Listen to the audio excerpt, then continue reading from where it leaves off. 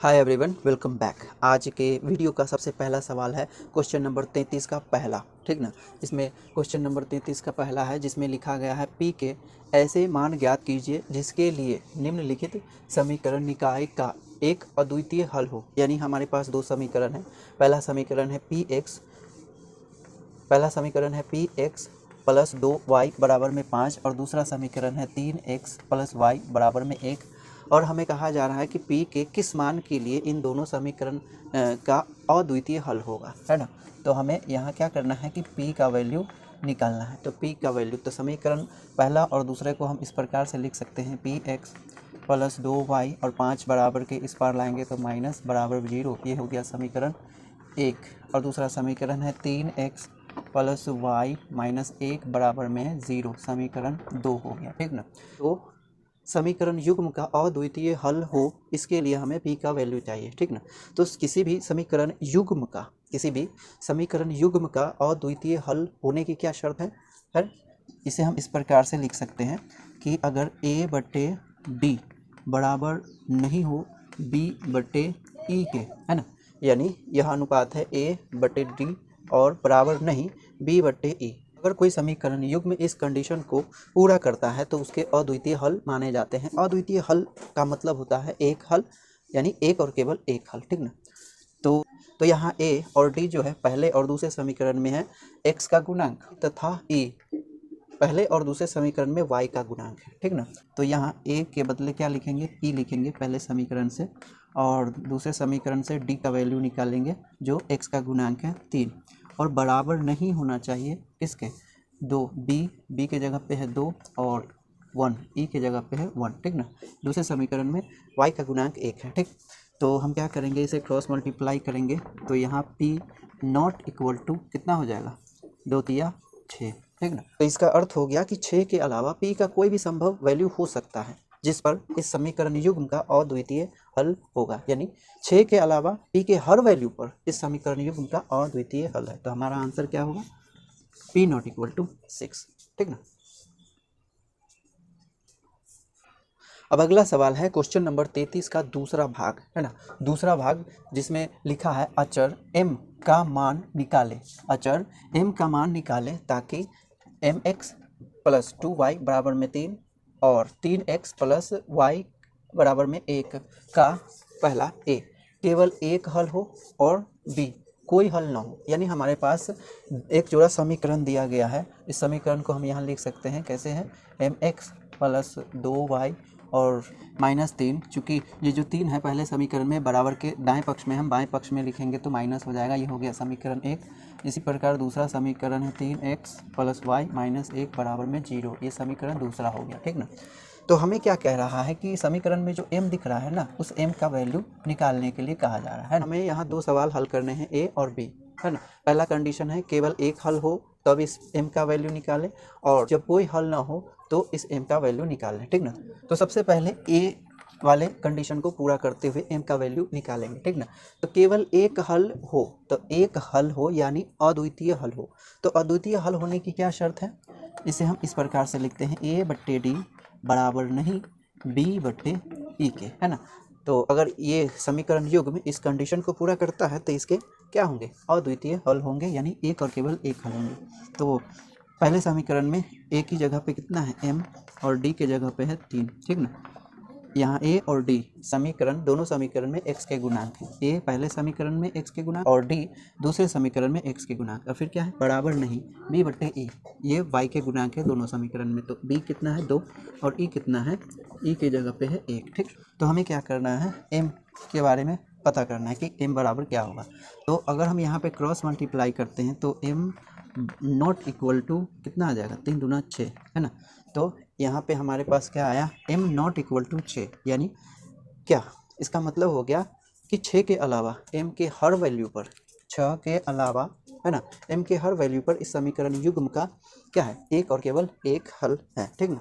इसी प्रकार हम दूसरे भाग में देखें जहाँ कह रहा है कि कोई हल न हो तो इस m का वैल्यू निकालें। तो कोई हल न होने की क्या शर्त है, इसे हम इस प्रकार से व्यक्त करते हैं a बट्टे डी बराबर होना चाहिए b बट्टे ई के। ठीक ना। और ये बराबर नहीं होने चाहिए c बट्टे एफ के। यहाँ c बट्टे एफ क्या है, पहले और दूसरे समीकरण में अचर पद, ठीक ना। तो यहाँ ए की जगह पे कितना मिला हमें m, ठीक, और बी डी की जगह पे हो गया 3 बराबर, यहाँ बी की जगह पे 2 और ई की जगह पे y के गुणांक, दूसरे समीकरण में y के गुणांक, ठीक है, और बराबर नहीं c क्या है पहले समीकरण में -3 और दूसरे समीकरण में f का वैल्यू मिलेगा जो कि है -1, ये और ये कैंसिल हो जाएगा। हमें m का वैल्यू चाहिए तो हम क्या करेंगे, इन दोनों से m का वैल्यू निकालेंगे, ठीक ना। तो इन दोनों में लिखेंगे चूँकि m/3 बराबर 2/1, ठीक ना। तो क्रॉस मल्टीप्लाई करेंगे तो m बराबर कितना आ जाएगा 6, ठीक ना। तो m बराबर 6, जब m का वैल्यू 6 होगा तो इस समीकरण युग्म का कोई हल नहीं प्राप्त होगा, ठीक ना। तो आप इसे नोट करें। अब अगला सवाल है क्वेश्चन नंबर 33 का तीसरा भाग, ठीक ना। तीसरे भाग में 3 सवाल हैं A, B, C, और इन सवालों के लिए कहा जा रहा है कि t के किस मान के लिए निम्नलिखित युग्मों का कोई हल नहीं होगा। यानी हमें 3 जोड़ा समीकरण दिया गया है, पहला, दूसरा और तीसरा, और सभी युग्मों में एक टर्म दिया गया है t, जिसका वैल्यू हमें निकालना है इस शर्त को पूरा करते हुए। क्या शर्त है कि कोई हल नहीं होगा, ठीक ना। तो हम एक एक करके इन सारे सवालों को हल करेंगे और t का वैल्यू प्रत्येक सवाल के लिए निकालेंगे। सबसे पहले हम जान लेते हैं कि कोई हल नहीं होगा। तो कोई हल नहीं होने के लिए शर्त क्या है, कोई हल नहीं होगा जब a/d बराबर होना चाहिए b/e के, लेकिन बराबर नहीं होना चाहिए c/f के। अगर कोई समीकरण युग्म इस कंडीशन को पूरा करता है तो उसके कोई हल नहीं होंगे, ठीक ना। तो इस कंडीशन को पूरा करते हुए हम क्या करेंगे कि t का वैल्यू निकालेंगे। तो पहले समीकरण से देख लेते हैं, है ना। पहले समीकरण यानी पहला भाग a है, तो a में क्या है, a की जगह पे t है तो t रखेंगे, और d की जगह पर क्या है, t-1 है तो t-1, ठीक ना। a क्या है, a पहले समीकरण में x के गुणांक और d दूसरे समीकरण में x के गुणांक। इसी प्रकार b पहले समीकरण में y का गुणांक और e दूसरे समीकरण में y का गुणांक। फिर यहाँ c और f क्या है, पहले और दूसरे समीकरण में अचर पद, ठीक। तो बराबर b की जगह पर यहाँ पहले समीकरण में 1 है इसका गुणांक और दूसरे समीकरण में 2 है, ठीक। बराबर नहीं, क्या लिखना है फिर, बराबर नहीं c क्या है 1, अब वो भी माइनस में रखेंगे क्योंकि ये बराबर के दाएं पक्ष में है, और -3 क्योंकि ये भी बराबर के दाएं पक्ष में, बाएं पक्ष में लाएंगे तो माइनस हो जाएगा, तो ये क्या होगा, कैंसिल हो जाएगा। तो हमें t का वैल्यू चाहिए ना, तो हम इन दोनों से क्या करेंगे, प्राप्त करेंगे, इन दोनों को बराबर करके। तो चूँकि t/t-1 बराबर में 1/2 है ना, या क्रॉस मल्टीप्लाई करेंगे इसे इससे और इसे इसके साथ, तो 2 गुने t तो 2t, और यहाँ 1 गुने t-1 तो t-1, ठीक। तो यहाँ देख रहे हैं t है, इधर भी t है, t को इस पक्ष में लाएंगे तो 2t minus t equal to -1, ठीक ना। तो ये क्या होगा, +2t है और ये -1t है, तो क्या होगा, 1t रह जाएगा और बराबर में 1 बचेगा, ठीक। तो t पहले भाग में यानी a में क्या मिला, पहले भाग a में t इक्वल टू -1, ठीक ना। आप इसे नोट करें। अब दूसरा भाग यानी b में भी यही है, a की जगह पे कितना है 1, ठीक ना, और d की जगह पे भी 1 है, बराबर में b की जगह पे t है तो t लिखेंगे, और e की जगह पे 2 माइनस t हो जाएगा, और बराबर नहीं c/f। तो c कितना हो गया, यहाँ पर t है क्योंकि पहले ही बाएं पक्ष में है तो t लिखेंगे, और f कितना है, दूसरे समीकरण में 2 है और वो भी दाएं पक्ष में है, बाएं पक्ष में लाएंगे तो -2 हो जाएगा, ठीक ना। तो हमें t चाहिए ना, तो t हम इन दोनों को कंपेयर करके निकाल सकते हैं, ठीक। तो लिखेंगे चूँकि 1/1 बराबर t equal to 2 minus t, ठीक।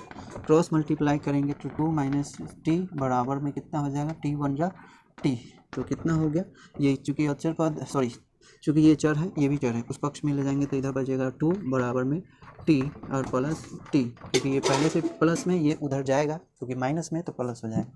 तो क्या मिला, 2 इक्वल टू 2t, ठीक ना। तो t चाहिए हमें, तो दोनों तरफ 2 से भाग करेंगे तो t का वैल्यू कितना आ जाएगा, 1 आ जाएगा, ठीक ना। तो लिखेंगे t इक्वल टू 1, ठीक। तो b में हमें t का वैल्यू क्या मिला, t इक्वल टू 1 मिला, ठीक ना। नोट करें। अभी सवाल का अगला भाग है सी, ठीक है, सी में, ठीक। तो इसी कंडीशन पर हम निकालेंगे। तो ए कितना हो गया, ए की जगह पे यहाँ पे कितना है, देखिए 3 है ना। तो लिखेंगे 3 बट्टे में डी के बदले में हम क्या लिखेंगे 2t-1। तो लिखेंगे 2t-1 है ना, बराबर में बी के बदले 1, क्योंकि y का गुणांक 1 है, और दूसरे समीकरण में y का गुणांक t-1। इस तरीके से फिर बराबर नहीं, सी क्या है, पहले समीकरण में 1 है जो कि दाएं पक्ष में है, बाएं पक्ष में माइनस हो जाएगा तो माइनस, फिर ये पूरा का पूरा 2t+1, ये भी दाएं पक्ष में है, बाएं पक्ष में ये पूरा का पूरा माइनस हो जाएगा तो लिखेंगे 2t+1, ठीक। और ऊपर से नीचे ये क्या होगा, कैंसिल हो जाएगा माइनस, ठीक। तो हमें t का वैल्यू चाहिए, तो फिर हम यहाँ क्या करेंगे कि पहले पक्ष को और दूसरे पक्ष को कंपेयर करेंगे, ठीक। तो लिखेंगे क्या चीज़, चूँकि 3/2t-1 बराबर में 1/t-1, तो दोनों का क्रॉस मल्टीप्लाई करेंगे, ये 3 से होगा और इसका 1 से, तो 3 × t-1 बराबर 2t-1 × 1, ठीक।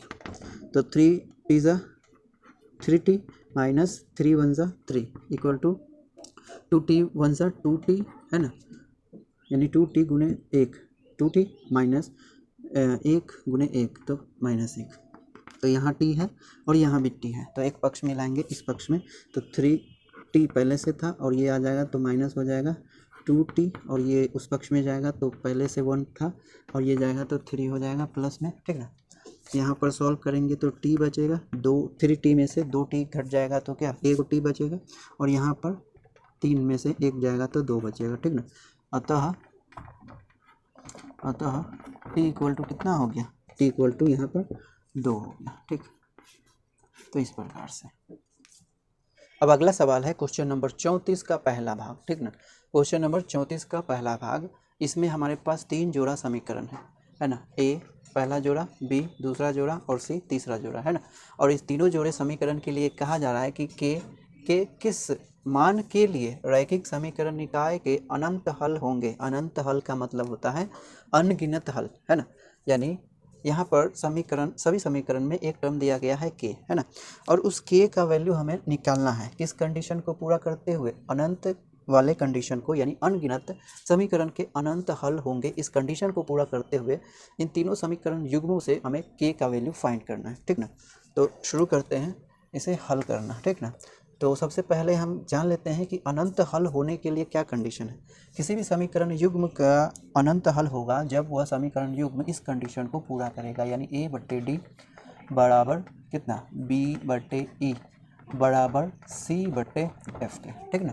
तो यहाँ a और d जो है पहले और दूसरे समीकरण में क्या है, x के गुणांक है, b और e पहले और दूसरे समीकरण में y के गुणांक है, एंड c और f क्या है, पहले और दूसरे समीकरण में क्या अचर पद होते हैं, ठीक ना, अचर पद, ठीक।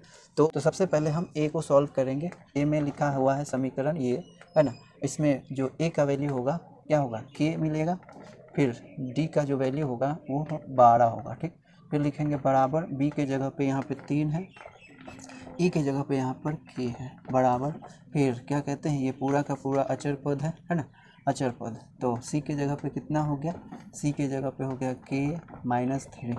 अब ये जो k-3 है बराबर के दाएं पक्ष में, बाएं पक्ष में ला करके हम लिखेंगे तो ये माइनस हो जाएगा। इसी प्रकार से k को भी बाएं पक्ष में ला करके लिखेंगे तो -k हो जाएगा। तो इससे कुछ होगा नहीं, इससे होगा क्या कि दोनों के दोनों माइनस कैंसिल आउट होंगे, है ना। आप दोनों को ऐसे भी लिख सकते हैं, लेकिन आप हमेशा ये प्रयास करो कि अचर पद को, है ना, बाएं पक्ष यानी बराबर के दाएं पक्ष से बाएं पक्ष में ला करके लिखो, ठीक ना। तो यहाँ पर तो किसी प्रकार की परेशानी नहीं है, लेकिन हो सकता है कि कभी कोई समीकरण में ये परेशानी हो सके माइनस प्लस का, ठीक ना। तो अब हम क्या देख रहे हैं, हमें k का वैल्यू चाहिए, है ना। तो k का वैल्यू क्या करेंगे, इन दोनों को कंपेयर करके हम k का वैल्यू निकाल सकते हैं, ठीक ना। यहाँ पे लिखेंगे चूँकि k/12 बराबर में 3/k। अब क्या करेंगे, क्रॉस मल्टीप्लाई करेंगे k को k के साथ और 3 को 12 के साथ, आएगा k गुने k स्क्वायर बराबर 12 × 36, ठीक ना। तो हम देख रहे हैं कि k स्क्वायर बराबर में 36 है, हमें तो के का वैल्यू चाहिए ना, तो के का वर्ग है यहाँ पर, तो के का वर्ग है तो उसे हटाना तो पड़ेगा ना। तो हटाने के लिए क्या करेंगे, वर्गमूल लेंगे। तो के का वर्गमूल लिखेंगे इस प्रकार से और 36 का वर्गमूल लिखेंगे इस तरीके से, ठीक ना। तो के स्क्वायर का वर्गमूल क्या हो जाएगा, के स्क्वायर का वर्गमूल के हो जाएगा और 36 का वर्गमूल 6 हो जाएगा, ठीक। तो यहाँ पर के का वैल्यू कितना है, 6, ठीक। तो आप इसे नोट करो।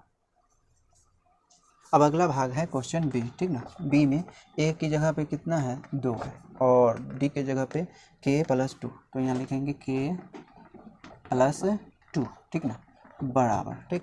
बराबर में लिखेंगे बी कितना है 3 और ई कितना है 6, तो 6 लिख देंगे।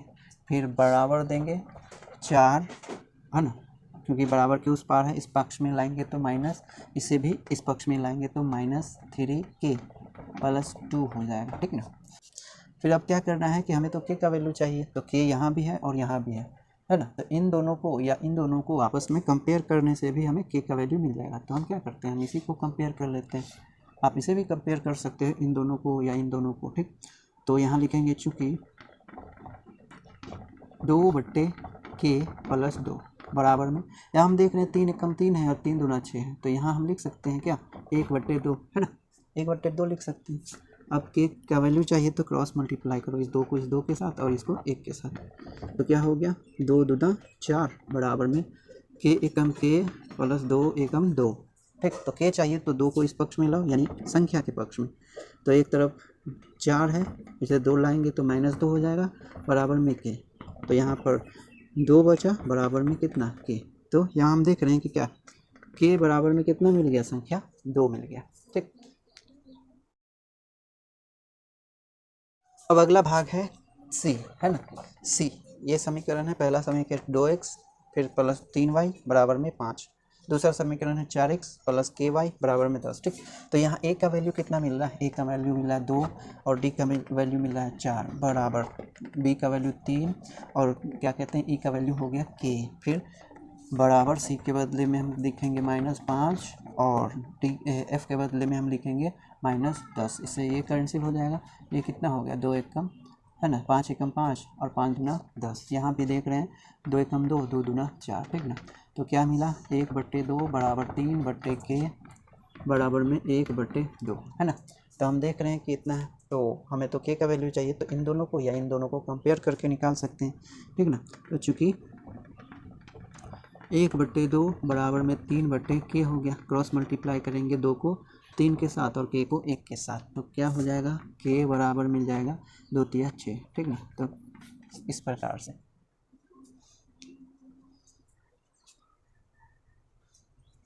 अब अगला सवाल है क्वेश्चन नंबर 34 का दूसरा भाग, ठीक ना।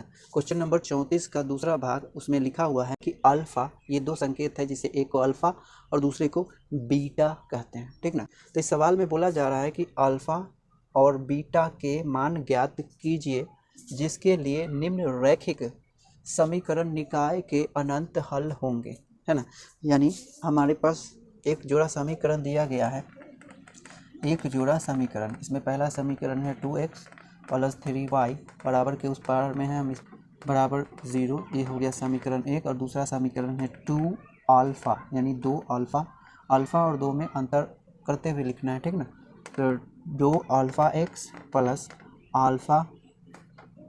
अल्फ़ा प्लस बीटा y बराबर -28 बराबर में 0, ये हो गया समीकरण 2, ठीक ना। तो ये दो जोड़ा समीकरण दिया गया है और समीकरण में एक टर्म है अल्फ़ा और दूसरा टर्म है बीटा। तो हमें यहाँ पर अल्फ़ा और बीटा का वैल्यू चाहिए जब समीकरण युग्म का अनंत हल होंगे, ठीक ना। तो अनंत हल होने के लिए क्या कंडीशन है, अनंत हल होने के लिए कंडीशन है कि a/d बराबर होने चाहिए b/e और वो भी बराबर होने चाहिए c/f के। तो ये कंडीशन को पूरा करने वाले समीकरण युग्म के जो हल होते हैं अनंत होते हैं, ठीक ना। तो अनंत हल यानी अनगिनत हल, ठीक ना। तो इस समीकरण के आधार पर, है ना, तो इस कंडीशन के आधार पर हमें अल्फ़ा और बीटा का वैल्यू चाहिए, ठीक। तो ए और डी पहले और दूसरे समीकरण में क्या है, x के गुणांक, b और e पहले और दूसरे समीकरण में y के गुणांक, c और f पहले और दूसरे समीकरण में अचर पद है, ठीक। तो a क्या है पहले समीकरण में, a की जगह पे है 2 और डी के जगह पे है 2 अल्फ़ा, अल्फ़ा को ऐसे लिखेंगे 2 में अंतर करते हुए, बराबर बी के जगह पे कितना है 3 और ई के जगह पे है अल्फ़ा प्लस बीटा, इस तरीके से। और सी के जगह पे है -7 और एफ की जगह पे है 28 और वो भी माइनस में, ठीक। तो यहाँ हम क्या देख रहे हैं कि ये 2 और ये 2 कैंसिल आउट हो जाएंगे, ये माइनस और ये माइनस कैंसिल आउट हो जाएंगे, 7 एकम 7, 7 चौके 28, ठीक। तो हम क्या कर सकते हैं, अल्फ़ा और बीटा का वैल्यू चाहिए, ठीक। तो यहाँ हम देख रहे हैं एक संकेत है ना, और यहाँ भी एक संकेत है, हम इसे यहाँ पर लिख सकते हैं इस तरीके से, क्या बचा 1/अल्फ़ा बराबर में 3/अल्फ़ा प्लस बीटा, है ना, बराबर में 1/4, ठीक। तो यहाँ 1/अल्फ़ा यानी एक संकेत है, और यहाँ 3/अल्फ़ा प्लस बीटा यहाँ भी संकेत है, और 1/4 ये एक संख्या है। तो हमें अल्फ़ा की जो संकेत है उसका वैल्यू चाहिए, संख्यात्मक मान। तो एक तरफ संकेत और दूसरी तरफ संख्या को रखना पड़ेगा ना, तो इसीलिए इन दोनों को क्या करेंगे, हम इन दोनों को बराबर करेंगे, है ना। क्योंकि यहाँ लिखेंगे चूँकि 1/अल्फ़ा बराबर में 1/4, ठीक। तो इसे हम क्रॉस मल्टीप्लाई कर लें तो अल्फ़ा का वैल्यू मिलेगा 4, ठीक ना। तो यहाँ अल्फ़ा का वैल्यू कितना मिल जाएगा 4। फिर क्या करेंगे, मिडल पक्ष को और लास्ट पक्ष को बराबर करेंगे तथा 3/अल्फ़ा प्लस बीटा बराबर में 1/4, ठीक ना। अब हम यहाँ देख रहे हैं कि अल्फ़ा की जगह पे कितना है 4, अल्फ़ा बराबर 4 है, तो हम 4 को रख देंगे, तो क्या लिखेंगे 3/4 प्लस बीटा बराबर में 1/4, ठीक। अब क्या करेंगे, क्रॉस मल्टीप्लाई करेंगे इन दोनों को 1 के साथ और इसे 3 के साथ, तो क्या हो गया, एक तरफ आ जाएगा इतना गुने इतना, यानी 4 प्लस बीटा, है ना, बराबर में 4 तिया 12 हो जाएगा। तो हमें बीटा चाहिए ना, तो 4 एक संख्या उधर ले जाएंगे संख्या की तरफ, तो इधर क्या बचेगा, सिर्फ बीटा बच जाएगा, और बराबर में 4 उधर चला जाएगा, माइनस हो जाएगा, घट करके बचेगा 8, ठीक ना। तो हम यहाँ क्या देख रहे हैं कि बीटा के जगह पे कितना आ गया 8, ठीक। तो अल्फ़ा के जगह पे कितना हमें मिला, अल्फ़ा बराबर में 4 और बीटा के बराबर में मिला हमें कितना 8, ठीक। तो आप इसे नोट करें। अब अगला सवाल है क्वेश्चन नंबर 34 का तीसरा भाग, ठीक ना, तीसरा भाग जिसमें कहा जा रहा है कि m के किस मान के लिए निम्न युगपद समीकरण का कोई हल नहीं है। यानी हमारे पास दो समीकरण दिया गया है, पहला समीकरण है 3x प्लस वाई बराबर में 1, और दूसरा समीकरण है 2m minus 1x plus m minus 1 Y बराबर में 2m प्लस 1, है ना। ये दूसरा समीकरण है, क्या है, ये पहला समीकरण और ये है दूसरा समीकरण, ठीक ना। और हमें कहा जा रहा है कि m के किस मान के लिए दोनों समीकरण का क्या है, कोई हल नहीं है, क्या कोई हल नहीं है। तो कोई हल नहीं होने की क्या शर्त है, कोई हल नहीं होगा किसी समीकरण युग्म का जब a/d बराबर b/e और बराबर नहीं c/f, इस कंडीशन को पूरा करेगा, है ना। तो कोई भी समीकरण युग्म इस कंडीशन को अगर पूरा करता है तो उसके कोई भी हल नहीं होते हैं, ठीक ना। तो यहाँ a के जगह पे कितना हो गया, a के जगह पे हो गया 3 और d के जगह पे हो गया 2m माइनस 1, ठीक, बराबर b के जगह पे यहाँ पे कितना है 1 और e के जगह पे है m माइनस 1, ठीक ना, बराबर नहीं c कितना है -1 और f कितना है -2m प्लस 1 का होल माइनस, ठीक ना।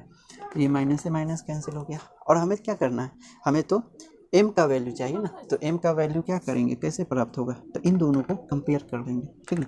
ये तो बराबर है ही नहीं, तो इसीलिए इन दोनों को क्या कर लेंगे, इन दोनों को आपस में कंपेयर करेंगे तो m का वैल्यू हमें मिल जाएगा, ठीक। तो क्या लिखेंगे, तो लिखेंगे चूँकि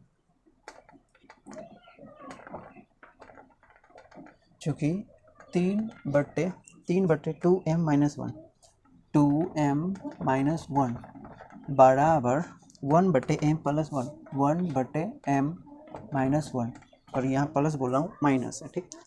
तो अब हम क्या करेंगे कि इन दोनों को क्रॉस मल्टीप्लाई करेंगे इस तरीके से, ठीक ना। तो क्या हो गया 3 × m माइनस 1 बराबर 2m माइनस 1, ठीक। इस तरीके से यहाँ क्या हो जाएगा 3m माइनस 3 बराबर में 2m-1। अब यहाँ क्या है 3m और बराबर के उस पक्ष में है कितना 2m, तो एक तरफ ले आएंगे तो क्या हो जाएगा, इधर हो जाएगा 3m जो पहले से है और -2m जो अब आया है, पहले प्लस था उस पक्ष में, इस पक्ष में माइनस, बराबर -1 और +3। तो इसे हल करें तो m आएगा, 3m में से 2m घट गया तो 1m और 3 में से 1 घटा तो 2 बच गया, ठीक ना। तो यहाँ m का वैल्यू कितना आ गया, m का वैल्यू आ गया कितना 2, यानी जब m बराबर 2 होगा तो इस समीकरण युग्म का कोई हल प्राप्त नहीं होगा, ठीक ना। तो आप इसे नोट करें।